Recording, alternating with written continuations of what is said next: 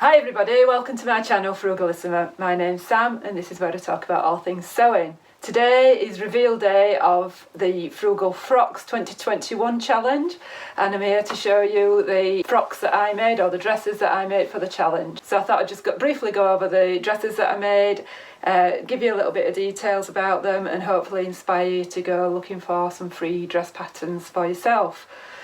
So I'm going to start with the one that I'm wearing now, which is the Alice & Co Mary Quant dress. This is a free pattern from the V&A Museum. So although Alice & Co have designed it, it's not available on their website, it's available through the V&A website. And everything that I'm talking about today I will link below. So if you remember in my actual original video, which was way back in mid-February, kicking off the challenge, you'll remember that what I was trying to focus on especially was dresses or patterns that featured models that were over 50. It is a little bit of a bugbear of mine that a lot of the pattern companies, particularly the big four, but also the independents, do tend to use models that are younger than me. And it is quite difficult sometimes to picture yourself in wearing those particular garments. Alice & Co is led by Alice, who is a little bit older, and she models her own garments along with her daughter Lilia. And she also uses pattern testers to do the modelling as well. So you've got all sorts of age ranges and body types modelling her patterns. The one that Mandy the mannequin is wearing at the moment was the original toile of it. Now, I don't toile everything that I make, but I do tend to toile if I've never used a pattern company before. I've never used Alice & Co patterns before, so I don't know what the block is like and if it's a woven. So knits, not so much, and the two that I'm going to show you, I didn't toile those. But for a woven, you need to get your bust darts in the right place. So before I even cut into any fabric, I lowered the bust darts. I measured where the bust point was going to be and I lowered the bust darts. And then Mum gave me this old sheet, I presume it might have been my grandma's, and I wanted to experiment really, the collar type and the sleeve type. So the purpose of a toile isn't just for fit, it is, you know, you can have a look, you can have a play with how the instructions are written, see whether you understand everything, practice any techniques, and style as well, what particular suits you. I changed the style of collar to the square, which you can see here. I did the square neck instead of the Peter Pan collar, and to reflect that then I decided that I would go with the squarer pockets. So the pattern has got numerous options: collar style, pocket style, or whether you have pockets or not. This little faux belt at the back, you can omit that if you want, and then there are several sleeve options as well, and you can actually change the neckline as well. So instead of the teardrop shape here, you could have a zip, or you could have the ties as well. So for a free pattern, it's such a versatile pattern. I changed it up even more in that the square pockets, this facing is supposed to go on the inside. And when I was cutting it out, I was going to actually have the collar as a blue one. And I know many people would do that, and I know traditionally you would have like a white collar, like a white Peter Pan collar, or, you know, a contrast collar. But as I was trying it on and putting the pattern pieces together, I thought, I won't wear it like that. It feels too fancy dress to me, and I want it to be something that is going to be wearable, not something that I'd wear to a, you know, just to a party. So I decided last minute that instead of having the main collar blue, that I would just have the little nod to the blue underneath, and underneath this faux belt at the back, and then just have this blue poking out. So I just changed the pockets ever so slightly in that I fully lined them and then flipped that facing out, and that is really the only change that I made. In retrospect, I think I should have done the lining or this facing instead of doing the white, maybe in that blue. But the blue was just a tiny little scrap that I had left over from bag making. I think it's curtain lining, and I think it cost me about £1 a metre when I bought it ages and ages ago, or £2 a metre. And it was just what I had left, and I didn't have enough to do the facing. So the facing, some free fabric that I got from Contrado. Don't know if you've ever heard of those before, but they sort of give away free remnant bags. You just pay for the postage. What I got was all white. I think you can get colours. It was just a small scrap. So you can see when I'm moving about, you can see it ever so slightly, which I don't mind, but if I'd have used the blue, it would have contrasted better with the pockets. For the instructions, there is actually a supporting video for this pattern. A supporting video only shows you how to do this teardrop neckline and the rounded collar and the sleeveless version. It doesn't actually go into how to do the sleeve version, but I did find that the actual written instructions were very thorough anyway. There's lots of little hints and tips on there about understitching and what have you. The instructions are thorough. So great little pattern for me, really versatile. This cotton poplin was deep stash. I must have bought it about 8 or 9 years ago from Minerva, who are one of our wonderful sponsors, and it just never got made up. One of those where you love the pattern, it was a really good price, and I sort of ordered it with something else, and then it's just never got made up. And a few times I've had it on the pile to go to a fabric swap when we've been going to sewing meetups, but I did really like the fabric, and I'm really pleased that I found the right pattern for it. And I think this pattern would be fantastic in just a plain navy blue or black linen. It would just be an everyday wearable dress. The only thing that I've got to say about it really is because it's cotton poplin, it sticks to your tights. I've got tights on today, it's a little bit cooler today, and I just felt it went with the black background and of what I've got on. And yeah, I've got to put I've got a full length underslip underneath it, but that's cotton, that's not the pattern, that's just cotton poplin, that's just how it is with tights. Much better without tights.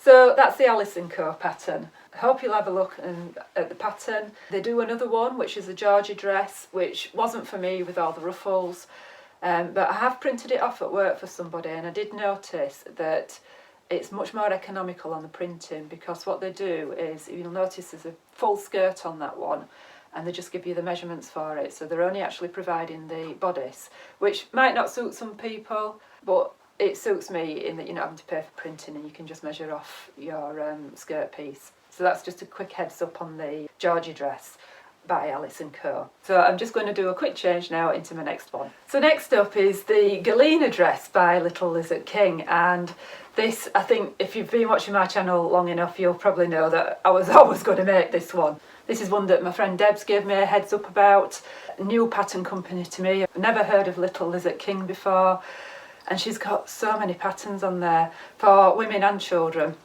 I don't think she's got any men's, but yeah, for women and children, and it was the sleeves that got me. So essentially the bodice is just a kind of skater dress type, you know, very fitted and then fit and flare. Not a full circle skirt, but certainly maybe a half circle skirt there, and then it's just these huge puff statement sleeves.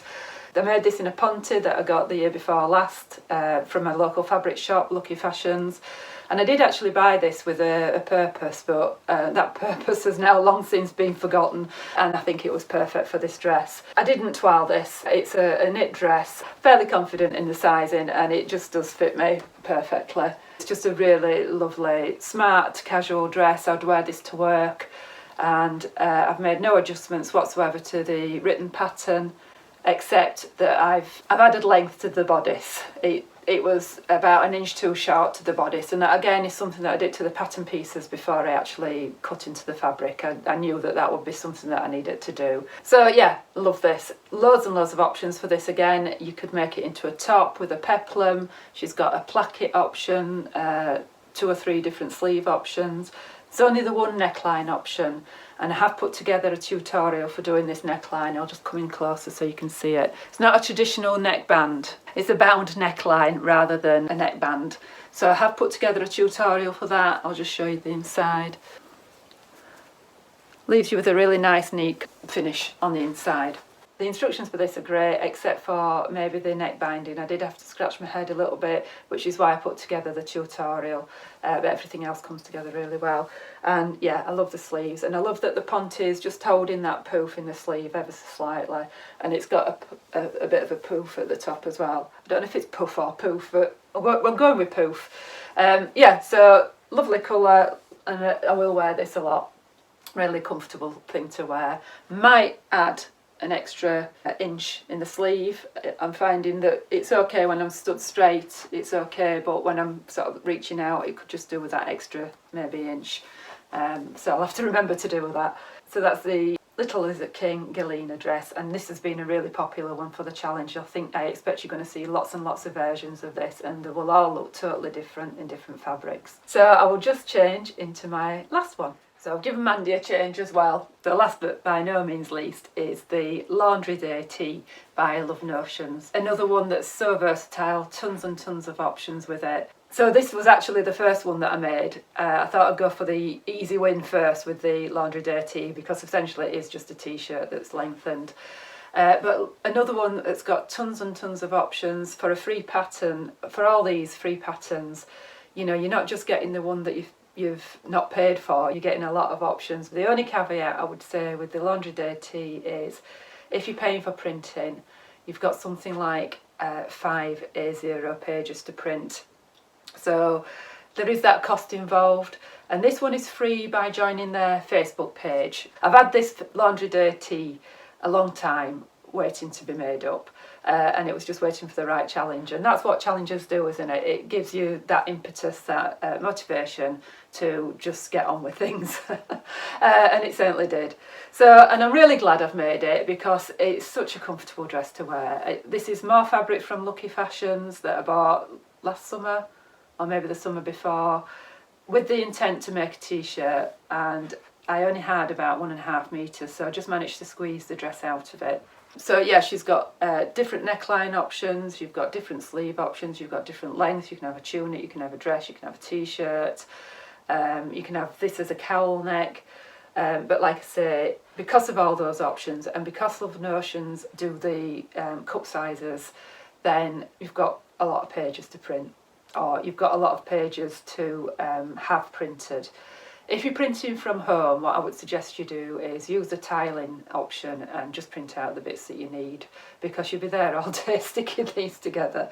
Not so bad with the Galena or the Alice & Co, they're not too bad. I think they're only about 2 pages of A0. But this one, it's a lot of pages to print. So yeah, I do prefer to print at home when I can, but I did pay for printing for all 3 of these ones. There is a cost of free patterns, but if you buy any PDF pattern, you need to get it printed somehow, so it's still going to be cheaper than paying for a pattern. Love Notions, great instructions, not absolutely faultless instructions, and sizing range, they're fantastic as well. Forgot to mention that with the Galena, Little Lizard King has extended the size range of this since I bought it, so it does go up to larger sizes. With the Love Notions Laundry Day Tee, there are actually cup sizes involved with this as well. Now I believe with the cup sizes with this, if you're bigger cupped, it's just adding a pleat into the bodice. Somebody messaged me earlier this week, and I think that's how they get the accommodate for somebody with a larger chest or a bigger cup. So they have increased the size range, but that's how they're dealing with the cup sizes, because it's not something I've ever had to deal with. I don't know whether that's a good way of doing it or not. So yeah, I will definitely make more Laundry Day tees. You can't see in this picture, I'll insert some pictures as I'm talking. I might take an inch or 2 off the length. It's just hitting me on the knee, prefer above the knee in something like this really. So this is just a very versatile, about the town, going shopping or holiday dress, just nice and loose and swishy. What I love about it is it is fitted at the bust, but it's not clinging where I don't want it to cling. So yeah, it's nice and swishy and comfortable and relaxed and just an everyday dress, whereas this is probably more a workday dress, but something a bit smarter, out for lunch with friends or my mum.